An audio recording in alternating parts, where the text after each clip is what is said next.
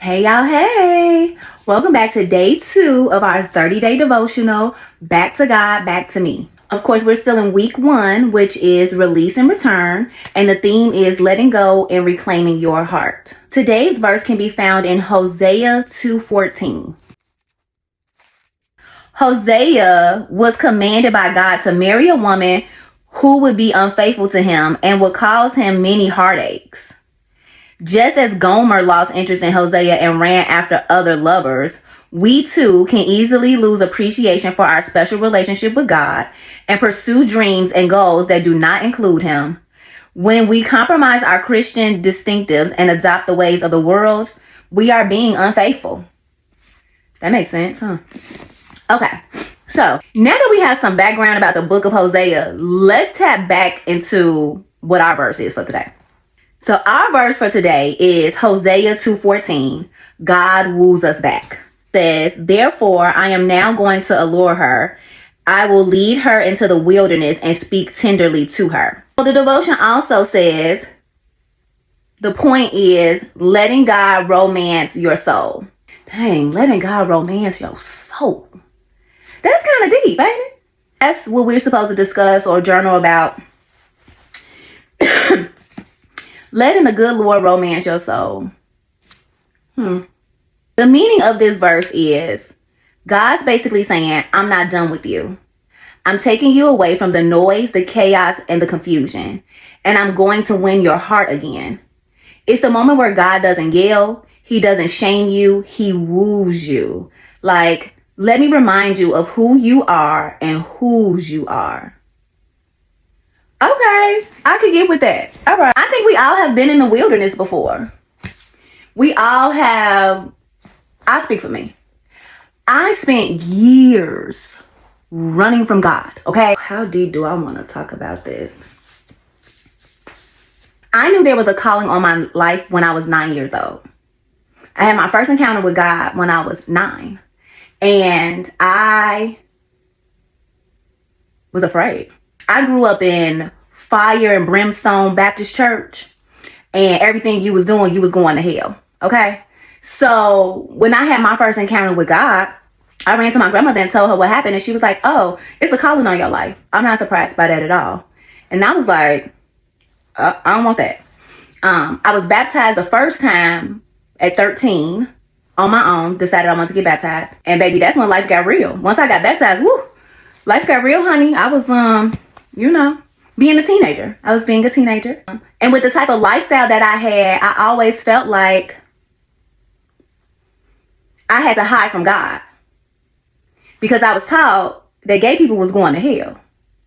So here I am, a gay girl in high school, and I'm running from God. Because I'm like, well, he gonna put me in hell anyway, so ain't nothing for us to talk about. And even in my 20s, still running from God. Things got real when my mother passed away, and I was like, okay, wait a minute. Like right before my mom passed away, I started kind of reaching out to God like, okay, this life thing is crazy. I don't know what I'm doing. I need help. What I do know at the least is to call on your name for you to help me. But still, all through my 20s, running from God, in the wilderness, running from God. And then by the time my mid 30s came, it was like, you gonna keep running? And then almost dying in the hospital, when I almost died in the hospital. After that, it was kind of like, okay, I surrender. Like, I done tore this life thing up good enough, Lord. I surrender. Please take over. And now here I am living this life that I live now. But yeah, we've all been in the wilderness. I believe we've all tried to hide from God and, think that he doesn't see us, but he sees us. And it's a good thing he sees us, because when I was in the wilderness, I feel like I needed more covering in the wilderness than I do now. I mean, now I'm in God's face all the time, consistently. So I know that he know that I know what's going on. But in that wilderness, when I was running from God, baby, the stuff that I had going on, I needed him to be looking out for me. So I thank God that he never took his hand up off of me, because where would I be if the good Lord said, okay, you running from me, go ahead. Go ahead. See you when you get back, if you get back.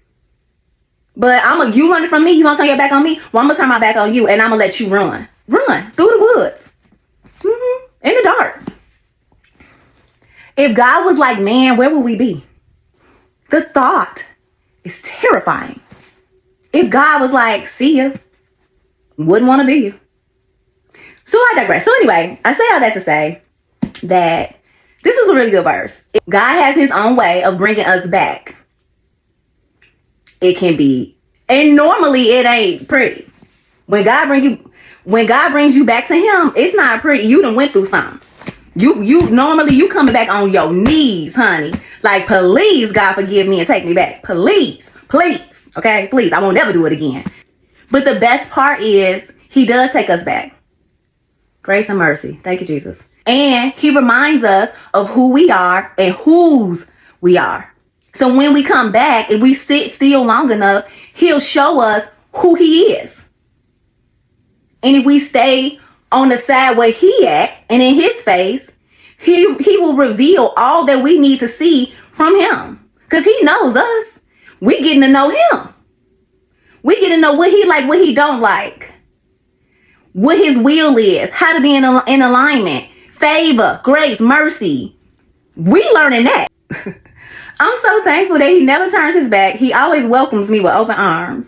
And dust me off. Remind me of who I am and whose I am. That's the most important part. The whose I am part. Who he is. Being thankful for not just what he does for me, but who he is to me. I don't have no parents. God is my parent. My core, they all deceased. God is my only parent at 40. He's my only parent. And he's the best parent I ever had. Where would I be without him? Tossed and turned out. I could tell you. Tossed and turned out. That's what I would be. Without God. Okay.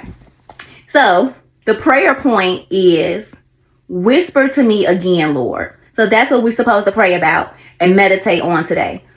I want to hear you. Tell me one more time. I know I done went off.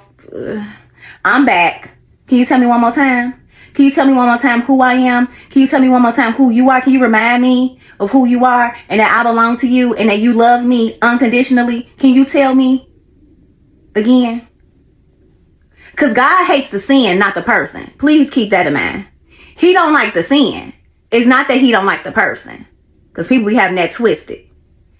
Can you tell me again that you love me unconditionally? Because I'm your child. All right, y'all. That's my time. We made it through day 2. We made it through day 2, y'all. I'm proud of us. And you know what? I'm so glad I did this because y'all get to hold me accountable. Hello? Because I'm tell you, I was slipping today. But y'all get to hold me accountable. So thank you for that. And like, comment, share. See y'all tomorrow. Bye.